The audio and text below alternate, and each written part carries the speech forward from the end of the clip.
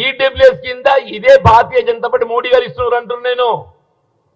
నేను చెప్పేది దయచేసి మీకు చెప్పేది గ్రహించండి.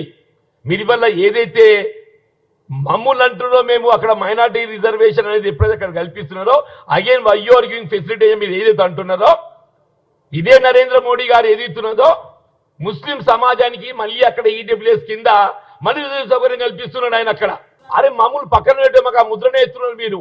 ఇది మేము ఎప్పుడు కూడా ఏదైతుందో మత విద్వేషాలు ఎత్తగొట్టలే, మేము మత సామరస్యంగా పోయినా మేము. ఇదే నరేంద్ర మోడీ గారు ఏదైతుందో మత విద్వేషాలు ఎత్తగొట్టేపడే మేము ముస్లింలను తొలగిస్తాము. ఇది చెప్పింది ఎవరు? మోడీ గారు, భారతీయ జనతా పార్టీ. నువ్వేదైతుందో నేను ముస్లిం తొలగిస్తా అని చెప్పంటావు. EWS ఎవరిస్తున్న reservation? నువ్వు కాదా? Let them come out, let them come out. మేము ఈడబ్ల్యూఎస్ రిజర్వేషన్ ఏదైతుందో మేము ముస్లింలకు రిజర్వేషన్ ఇస్తున్నామని చెప్పని చెప్పాను. అక్కడ రిజర్వేషన్ ఇచ్చేది నువ్వు, ప్రత్యేక రాజ్యాంగం సవరించేది నువ్వు.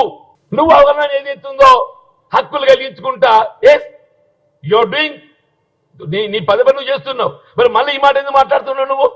ఎందుకు? హిందువులను ఆకర్షించాలని. ఎందుకు? నేను ముస్లింలకు అన్ని వాళ్ళని తొలగిస్తా అంటే హిందువులు సంతృప్తి పడతారు అని ఆయన అనుకుంటుండు.